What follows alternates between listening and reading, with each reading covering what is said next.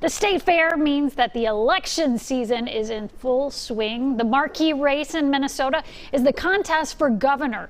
Next week, Esme Murphy will be interviewing Republican candidate Scott Jensen at our state fair booth. But right now, Esme Murphy is standing by at the fair with the governor, Democrat Tim Walz. Well, thank you for joining us, everyone. Governor Walz. Thanks for having me. Welcome to the fair. And I want to point out the First Lady of Minnesota is right there. So this is Gwen Walz. There she is. All right, Governor, we want to ask you a bunch of questions. One of them is this starts out with a tough one. The education assessments came back last week, and they were really, really rough. They were down in every category, in almost every school. Republicans are blaming your COVID policies for that. Do you think that's true? Well, no, but certainly COVID did have an impact on our student achievement, just like it had an impact on death rates, it had an impact on hospitalizations, it had an impact on our businesses. But making the decisions that were both first and foremost to protect public health, and then the investments we made to make sure our students were getting all that they could. Those numbers are down across the country, but Minnesota, we continuously rank at the very top in education, so I do think it's important. We've got a legislature that's setting on a budget that can do some things to make sure that we have that catch-up opportunities, and we can make sure that we're seeing what our students came out of COVID with. One of the things is that that test in time is a measure of 1 point in time, but we're also seeing students that were resilient in a way that we hadn't seen, that were entrepreneurial in a way we haven't seen. And I think for many of us, as business starts to relook at how they're going to do things and we need employees, I think this gives us a golden opportunity to look at our education system in terms of what is the future going to look like for these kids and how do we use this as an opportunity to move forward. All right, let me ask you about those COVID protocols again, because obviously it's been a terrible, terrible situation. More than 13,000 Minnesotans have died. That's right. And if you had anything to do over again, would you do it differently?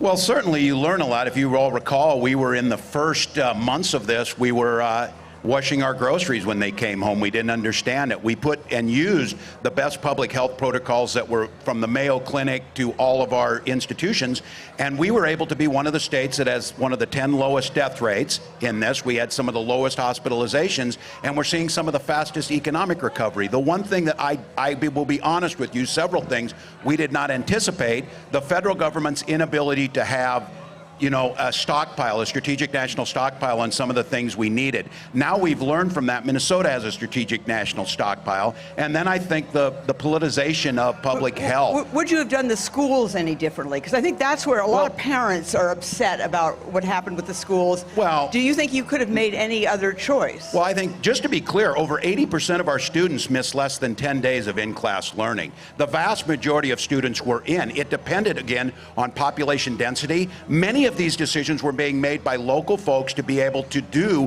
what was necessary to keep them there. I think, again, in hindsight, if we could have known that we would get vaccinations out as quickly as possible, we prioritized teachers and the staff in schools to get there. We're doing it differently now, and since May of 2021, almost every one of our students has been in the entire time and been doing that. So I think, with hindsight as 2020, perhaps we could have tailored a little bit closer to that, but the fact of the matter is making the case that we shouldn't have done anything is simply wrong. Over a million Americans died, 13,000 Minnesotans. Long COVID is real, and we lost children to this. So protecting children and protecting health and safety of Minnesotans is a first priority. I want to ask you about rising crime. The Uniform Crime Report says aggravated assaults in Minnesota in 2021 were up 33%. In Dakota County, they were up 57%. So it's not just the cities. That's right. What is your response to that? Because Republicans, and especially your opponent, Scott Jensen, put this all on your door here. Yeah. Well, I'm sure there'll be a billboard up that says Walz caused the rain and the storms, much like we see with inflation. The fact of the matter is, Minnesotans' tolerance for crime is incredibly low. Minnesota was one of the 3 states with the lowest crime rates in America. The fact as it stands today is there are 45 states with higher crime rates in Minnesota. But that is not a reason to not address it. Minnesota, as far as the things the governor has the ability to do, is we can use the State Patrol and the BCA, the Bureau of Criminal Apprehension, to make sure we're doing the work. And you're already necessary. using the State We've been Patrol. using them for a year. We've been using them for a year. I want to move on real quickly because but the funding, I would say this, the legislature is setting on $300 million of funding to be able to let that happen. One thing I want to ask you is Scott Jensen and his running mate Matt Burke both say abortion is not on the ballot this year. Do you agree with that? Well, whether it be COVID misinformation, whether it be the election misinformation, whether it be threatening to jail political opponents, my opponent has been wrong on all this. I want to say this. I'll be very clear. Maya Angelou once said, when someone tells you and shows you who they are, believe them. My opponent said when he chose Matt Burke, we are going to, these are exact words, we're going to get something done. We're going to ban abortion in Minnesota. That's not news, Sherlock. And so the fact of the matter is, we have stood with women's make their own health care decisions, the ability to protect women to stay safe, the ability to know states are now responsible for this policy.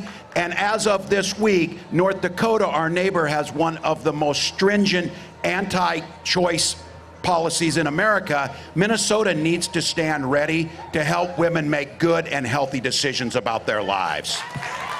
There has been quite a controversy recently. Your opponent, Dr. Scott Jensen, has compared your COVID policies to actions that the Nazis took in World War II. You have been very vocal about that. Yes, and I was not vocal the first couple days because all of us can misspeak. All of us can ask and say to do something differently. The fact is on this, I spent my life, I was a Balfour Fellow to the Holocaust Museum, and my graduate work was in genocide studies.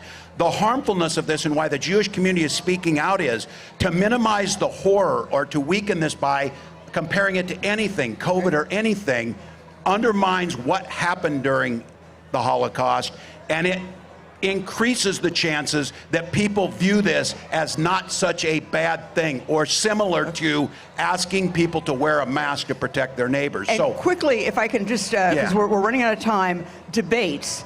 Are you going to debate Scott Jensen? I know you've done it once, but are you going to be debating him before the election? Well, I think it's important to note, I am the first governor in the country to do a general election debate. We've said we would do many more debates. I have to be very honest with you. I want my opponent to keep talking as much as possible, to keep showing Minnesotans who they are. And the fact is, what is the purpose of a debate? To try and get the facts out. Right. So yes, the answer is yes. I love doing that. All right, Governor Tim Walz, thank you so much for being with us here at the fair. Thank you, Mrs. Walz, as well. Back to you, Susan Elizabeth. Thank you, everybody. Thank you. And as we mentioned, Dr. Scott Jensen will be her guest at the fair next week.